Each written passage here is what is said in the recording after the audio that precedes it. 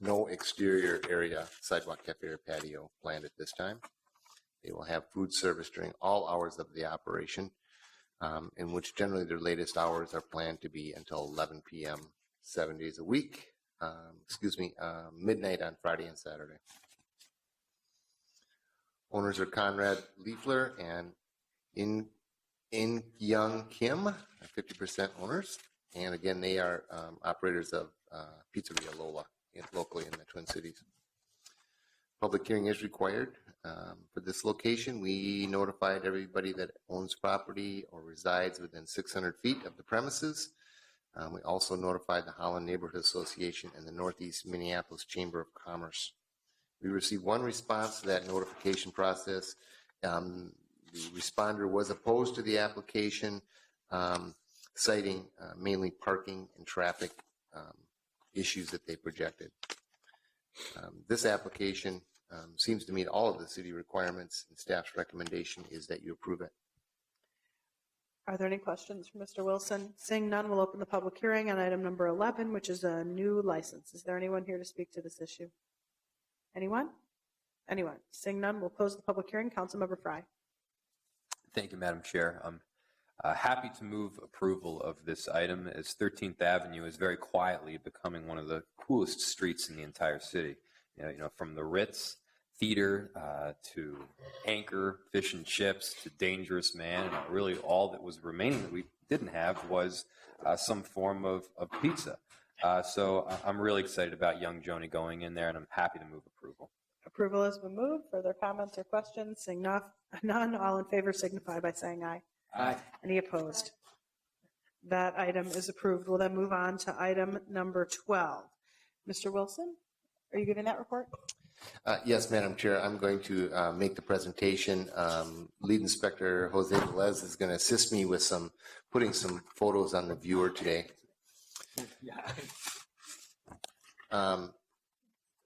This item relates to an amendment proposal to our City of Minneapolis commercial parking lot ordinance, and it relates to what forms of payment can be accepted. The City of Minneapolis currently has 118 Class A commercial open-air parking lots that are licensed facilities. These regulations that I'm talking about today don't have anything to do with parking ramps. These are only for open-air parking lots that charge a fee. The majority of these parking lots that we have in Minneapolis require customers to pay their parking fee upon entering the lot by means of either an electronic pay station, which accepts credit cards, by a smartphone application, or a few still use an honor box system, which accepts cash. The photograph shown on the screen is an honor box system, and you'll notice that it's basically a safe on the side of the parking lot. The box up above the yellow box contains small envelopes, and you are directed to put the amount of parking fee in cash in those envelopes. Use the pencil that's hanging on a string there to write your license plate number on that envelope and stick it in the drop safe. So that's an honor box parking system, and we believe about 25% of our 118 commercial parking lots still use that system.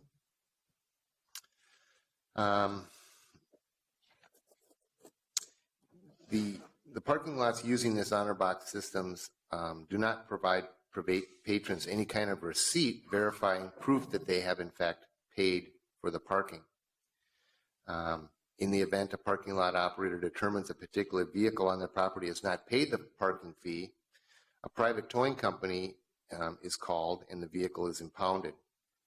If the vehicle owner wants to make a case that they paid the parking fee via the honor box, there's no one available on site because it's an unattended lot.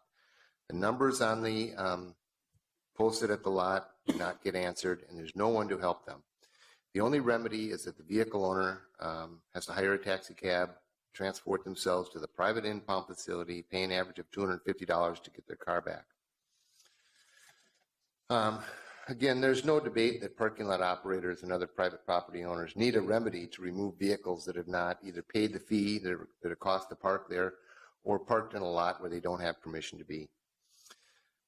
Private towing contractors currently are impounding an average of 761 vehicles each month at the request of private property owners just in the city of Minneapolis alone. 63 vehicles per month are being towed from downtown Minneapolis unattended parking lots with honor boxes. So the ordinance proposed today would require unattended commercial parking lots to provide an electronic method of payment similar to the photo shown right there on the screen. That is an automated pay station that accepts credit cards, issues a receipt both in a paper fashion or on your, can email your receipt to your smartphone or to your account. It deducts money from your online banking system.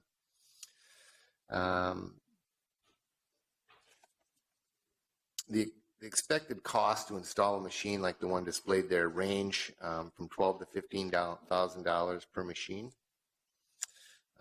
Alternatively, parking lot operators may choose to not use that type of machine, but they may use a pay-by-phone system. There's a system that is just like the city of Minneapolis now features for our parking meters. There's a mobile app called Park Mobile that uses that same system, and there are other ones that these lot owners can contract with, put up the appropriate pay station signage, and people can just pay with the cell phone too, and they can avoid getting this kind of machine. If they did that, they would comply with the ordinance that we're proposing. There are some lots that offer these machines and are still, people are still getting towed, but the incredible thing about that is we're not receiving any complaints from people who get towed from a lot that has the automated pay stations, claiming they paid and got towed anyway because they would have a receipt. So that's another advantage of that. This amendment does require a public hearing, and we notified all commercial parking lot operators, all private impound towing companies, all neighborhood organizations, business association, and we placed this item and ordinance on our website since April 6th. We received one response to that notification process, and it was in support of the application. One other item that we're building into this ordinance is that they will have a pay station covering, kind of a weather covering, so that persons using the system can not only see it, but they'll be sheltered from the rain. We proposed in this ordinance that the effective date of these improvements as required in the parking lots become effective September 1st, 2016. And we hope that from our negotiations with the parking lot, that will be enough time. We started this process in February with a letter to all parking lot owners asking for their input. We received all kinds of input from them. We revised the proposed draft and sent it back out on March 7th with the version of the ordinance that you have today, and we received very few comments from the actual parking lot owners. We believe that our engagement with them took care of most of their issues. With that said, that concludes my report, and I'll be happy to answer any questions. Are there any questions for Mr. Wilson on item number 12? Seeing none, we'll open up the public hearing on item number 12. Yep, we haven't even opened the public hearing, so you haven't missed your chance yet. Yep. Hi, Grant. Westy Graves, Class A Valet. Just a question. I like the idea of the payphone thing. Is that, because that was something that was new that wasn't in that letter at first that I got. So that's kind of why I came down here. I'm like, well, you know, like you said, it's about $16,000 per installation of one of those machines. So it is a considerable investment. The one thing I wanted to comment on, this is probably in favor of actually doing it, is that if you look into the sales tax statutes concerning parking, that's considered a parking meter. You know, basically the machine is a machine that accepts parking for a specific amount of time at a specific place for a specific spot. And that's what one of the statutes in the sales tax with the state of Minnesota is it's not required to pay sales tax for parking meters. That's so the municipalities don't have to pay sales tax on those parking meters. So if in fact these are installed in all the open air parking lots, none of that income that comes in through those machines is basically taxable. It's not taxable. So that's something you might want to look into because there could be millions of dollars in sales tax that you guys might be seeing going out the window. We'll figure out a way to collect it. Well, I got audited about 7 years ago, and I brought that up to the state and said, well, we'll work on that, you know. And I just think that it's not a bad idea. I mean, I think from that standpoint, a $16,000 investment is going to pay for itself in 1 year just for one parking lot. So I don't think it's a bad thing. I just thought maybe the city might want to think about the lost sales tax revenue that's going to happen because of this. Thanks. Westy, can you just list your name and address for the record, please? Westy Graves, Class A Valet, 120 North 4th Street. Thank you. Is there anyone else here to speak to this issue? Anyone? Anyone? Seeing none, Councilmember Fry. I'll close the public hearing. Councilmember Fry. Thank you, Madam Chair. We are moving forward this ordinance because, quite simply, I think it's time that we got with the fact that it's 2016. Very few people are carrying cash anymore. In fact, the only reason I ever carry cash is if I'm going to buy one of the nut rolls from the vending machines down the hallway. Outside of that, nobody has any more than a couple bucks on them at a time, which usually doesn't cover the cost of parking. That's the first piece. Second piece is, you know, when you take your money, you put it into some random envelope and then toss it into the abyss. You never know exactly where that money is going. You never know if it's necessarily getting to the right person. And you certainly don't have a record that you can keep to show that you made the purchase of the space to begin with. So I can't tell you how many people have contacted my office saying that they parked legally, deposited their $5 or $6, only to find out that their car has been towed and they have then no proof of showing that they, in fact, properly paid for it. So, you know, in some cases, these are clerical errors. But these are clerical errors that can very easily be solved by updating the equipment and or using the phone. So I appreciate staff's work on this, and I'm very happy to move approval of this ordinance. On the motion to approve, further comments or questions? Seeing none, all in favor signify by saying aye. Aye. Any opposed? That item is approved. Our last public hearing item is item number 13. Mr. Wilson. Thank you, Madam Chair. We have another ordinance amendment proposal before you today. This one relates to tobacco dealers and grocery stores that might be located in C1 zoning districts. The Minneapolis tobacco ordinance has prohibited the issuance of new tobacco dealers licenses in a C1 zoning district since July 25th of 2008. C1 zoning districts are those small, light commercial nodes that are frequently adjoining residential neighborhoods. This restriction, recommended by the Minneapolis Grocery Store Task Force at the time, again in 2008, addressed an upsurge we were experiencing with neighborhood retail establishments seeking tobacco and grocery store licenses without any real intent to sell common staple grocery items. Instead, transactions mainly included snack items, soft drinks, tobacco, and even drug paraphernalia. The Minneapolis zoning code does allow accessory tobacco sales as a permitted use in C1 zoning districts, but the restriction we placed in the tobacco ordinance kind of overruled that. This ordinance proposal would lighten this restriction slightly and would indicate that businesses that use tobacco sales as an accessory use, such as a grocery store, would again be allowed to operate in a C1 zoning district. We have found that there are some small areas out in the neighborhoods where it would be a good idea to have a neighborhood grocery store. The applicants have said they don't want to invest in the grocery store if they can't also sell accessory use tobacco products, just as they sell lottery tickets and other things like that. All of the combined items they can sell allow them to be successful. In the past few years, since that the C1 ban was placed, we've strengthened several of our ordinances, particularly relating to tobacco, especially all of the flavored tobacco bans are now in place and have been tested. We've instituted minimum cigar pricing. We've established business owner management requirements, and we've passed ordinances allowing the city council to place conditions on business licenses. We have a public hearing is required for this. We notified all licensed grocery store operators, all tobacco stores, all neighborhood organizations, and all business association, and we've had this item on our website since April 6th. We have received one response to this proposal. It was opposed.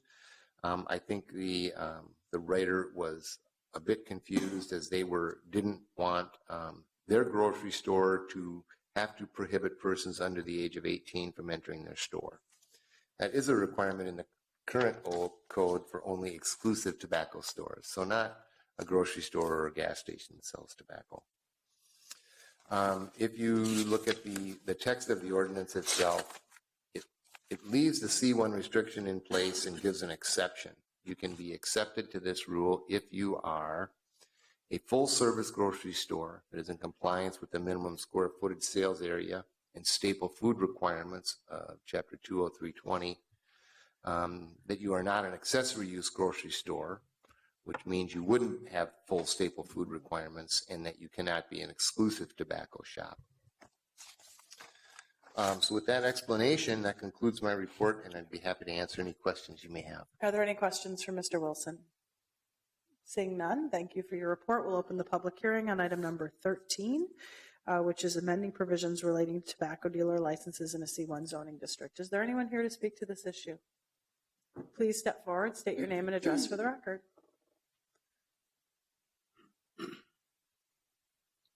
Hi. Hi. My name is Longley, and I'm the new owner of Kyle's Market that just been a C1 zoning.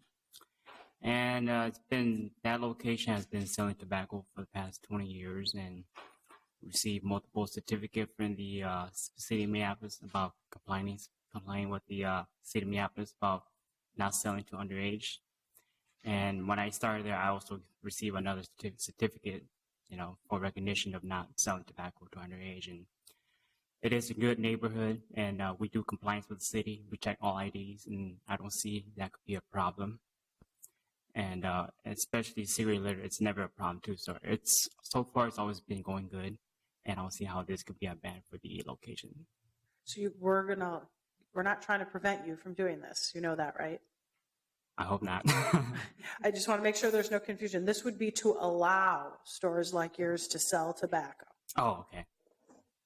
Okay, that's good. That's my first time here. I'm sorry. Okay. That's great. Well, thank you for being here today, and thank you for your testimony. We're not going to try to stop you from doing that. Thank you. Thank you. Is there anyone else here to speak to this issue? Please step forward, state your name and address for the record. Hi, Madam Chair. My name is Kevin Aldwalk. I'm here on behalf of myself to urge you guys to approve this amendment.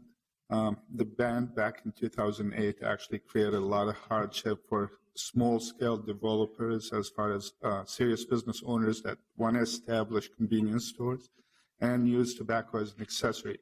We're not trying to overrule the last amendment as far as flavored tobacco or single cigars, but we still like to carry that as an accessory within our business. I mean, this is a legal product, and it's part of the business mix.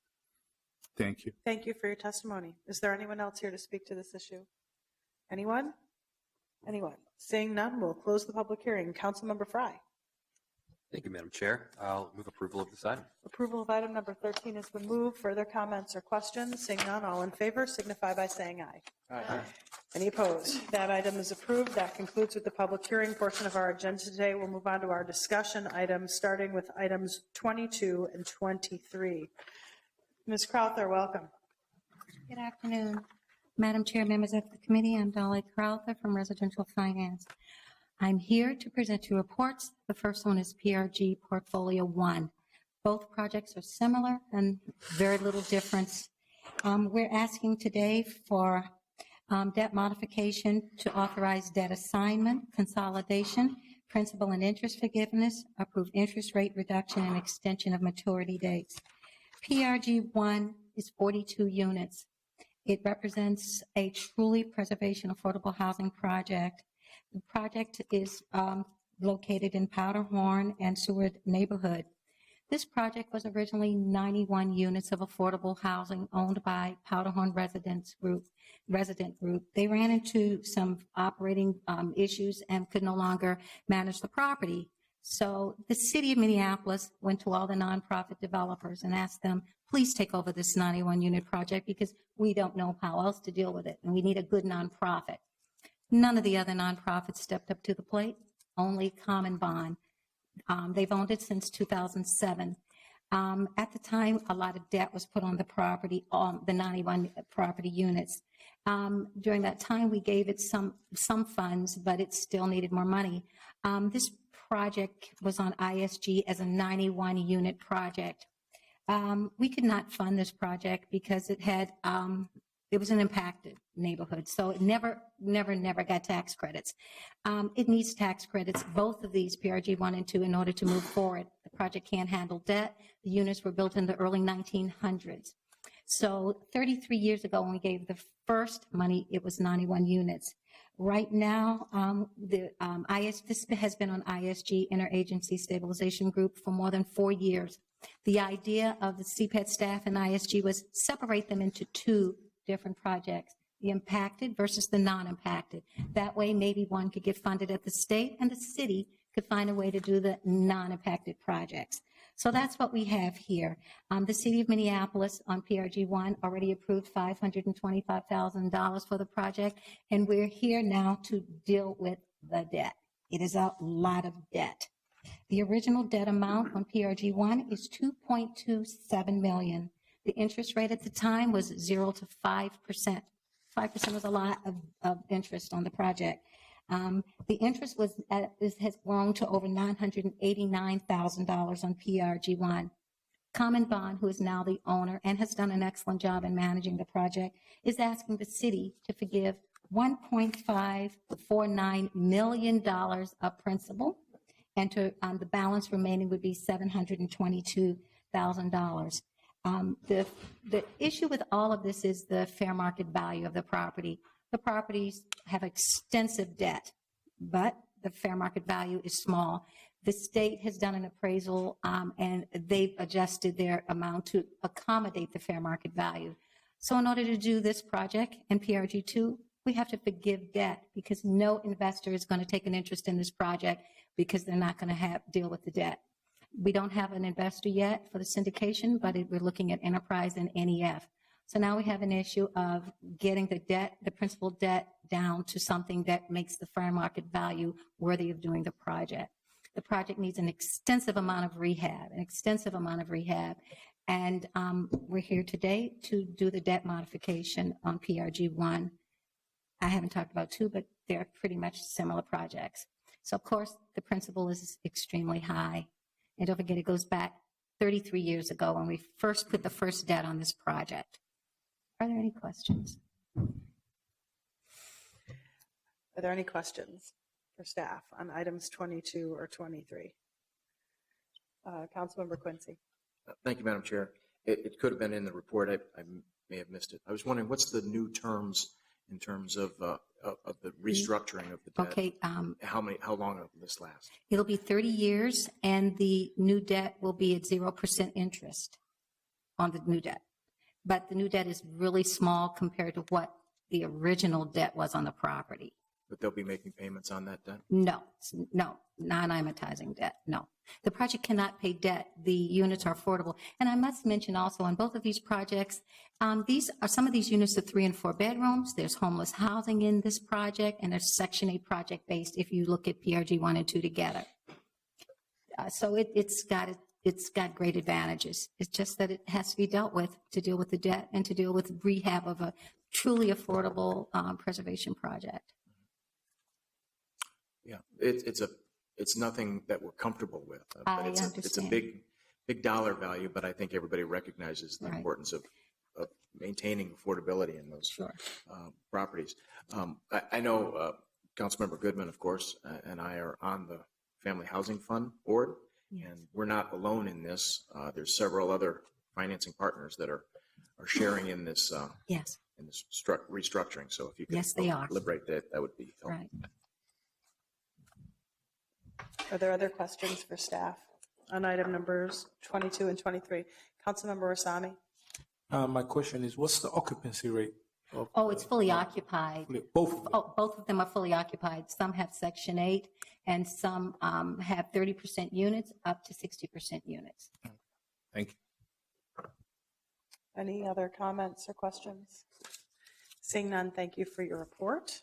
Do you want me to do two also, or is one, and is it okay? Has this not been bad enough that we? Yes, it's the same scenario. Yes, Right, it's the same disastrous Right. scenario. No price is too much to Right. preserve units. right. And to add to PRG 2, the state ranked that number 1 for tax credits. So it's getting all of their tax credits from the state. It was number 1. And of course, tax credits is oxygen to any project,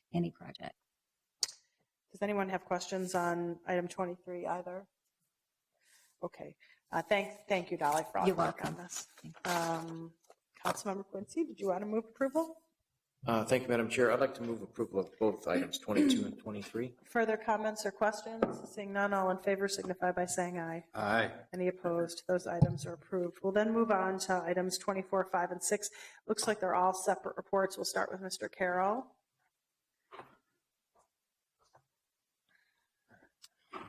Madam Chair, members of the committee, I am Kevin Carroll from the Business Development Division of CPED. Before you today, you have a slate of candidates for Brownfield Grant funding in the spring round. That has a May 2 application deadline. The information in your staff report came from pre-applications that were submitted to the city on March 7. We got 10 projects that wish to submit 14 different grant applications, seeking a little under $4 million in grant funding.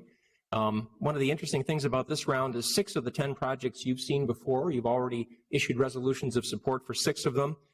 In most cases, they're coming back either because they didn't get all the funding they sought in a prior round, or in 1 or 2 instances, they've encountered additional contamination that wasn't originally envisioned. So I don't think we need to talk about those too much. You've supported them before. We have reviewed them to make sure they're still ready to proceed. They are, and in some cases, they're in progress.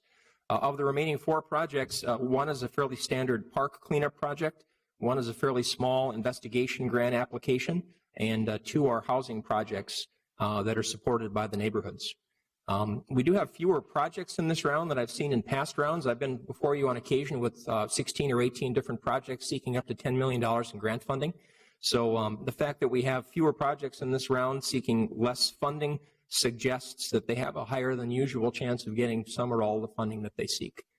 We've reviewed all of them. We believe they're ready to proceed, and we encourage you to allow us to submit them. Are there any questions for Mr. Carroll? Seeing none, thank you for what always is a really well-done report. We really appreciate all the energy and effort you put into it. There are no questions, so I will move approval of Mr. Carroll's recommendation. All in favor signify by saying aye. Aye. Any opposed? That item is approved. On item number 25, Ms. Robinson. Thank you, Madam Chair, members of the committee. My name is Arlene Robinson, Residential Finance.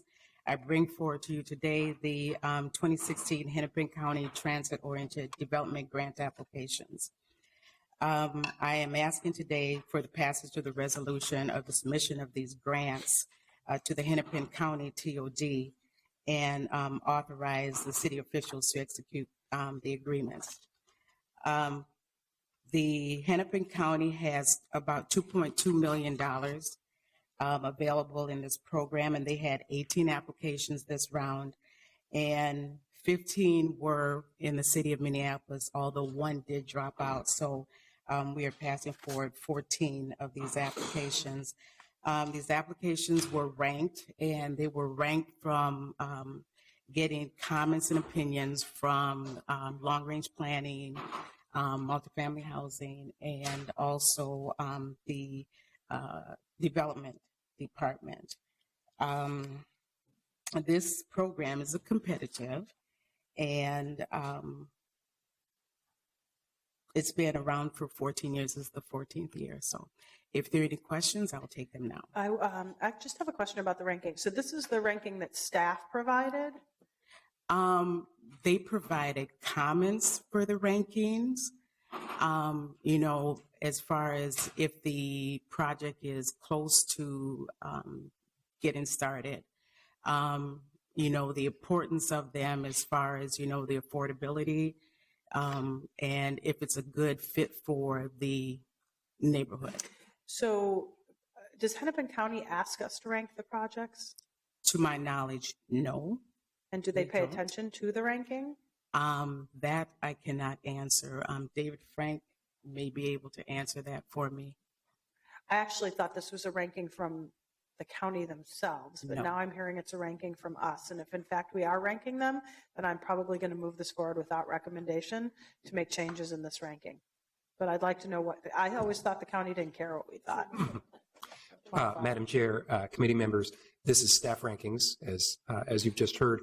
The county asks only to know that the city supports all of the applications in Minneapolis or not, and they are interested in our feedback about which projects we prefer. That can sometimes take the form of ranking, and they've also been interested in our comments when we've had those to provide. Okay. Thank you very much for your report. I'm going to move this forward without recommendation then, with only $2 million available and $9 million in requests.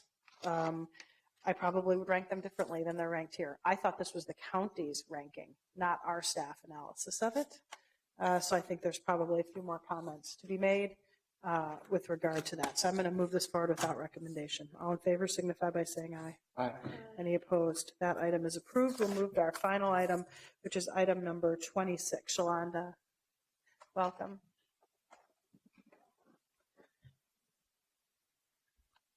Good afternoon, Madam Chair and members of the committee. My name is Shalonda Holmes, and I'm a senior project coordinator in residential finance. I am before you today to ask the committee to authorize submission of priority ranked grant applications to the Metropolitan Council Livable Communities account for LCDA and TOD programs. And applications are due May 2nd. Every year, the City Council considers the submission of LCDA and TOD pre-applications to the Met Council. This year, we received a record total of 15 applications, which is more than double from the last 3 years. The majority of these applications were strong, and overall ranking was very close. Nonetheless, the Metropolitan Council only accepts 6 applications per city, which are 3 applications per program. The ranking committee for the program was made up of a team of staff members from appropriate CPED divisions. This year, based on the Metropolitan Council evaluation criteria, the 6 projects before you and on page 4 of the report are being recommended for pre-application submission. The full application process for the LCDA and TOD program is very competitive, and projects have to compete with other projects within the region. The applications before you are the highest ranked projects based on the Met Council evaluation criteria. Are there any questions? Are there any questions for staff? Seeing none, thank you for your report. Councilmember Reich. Thank you, Madam President. I wish to move an amendment and speak to it. Yeah, an amendment was forthcoming. That was noticed. It's been passed out. It's in front of us. Councilmember Reich. Okay, thank you. Yeah, I move to amend the resolution by moving the project ranking as follows. Under LCDA ranking summary, Commons at Penn 2 be removed, West Broadway Curve 2 be moved to 2 from 2 to 1, and sidewalk development substituted as 2. Under LCDA TOD rankings, Great River Landing to be moved from 3 to 2. And if I may continue to speak for the basis of that amendment. Reich. Thank you. The basis for this amendment is in part applying a stricter sense of site control, taking a wider range of TOD factors into account, a stronger recognition of newer and cutting-edge sustainability techniques, and some local context regarding what's catalytic in its impact. Are there questions with regard to Councilmember Reich's re-ranking? So I'll note that the order would be number 1, West Broadway Curve, number 2, Sywick, and number 3, Sabathity Senior Housing, and on the TOD, it would be L&H Station, Phase 1 is number 1, Great River Landing is number 2, and Olson is number 3. Are there comments or questions on that motion? Seeing none, all in favor signify by saying aye. Aye. Any opposed? That motion has been approved. On, I guess, the remainder of the report, I'll move approval. Further comments or questions? Seeing none, all in favor signify by saying aye. Aye. Any opposed? That item is approved. Seeing no further business before us, we are adjourned.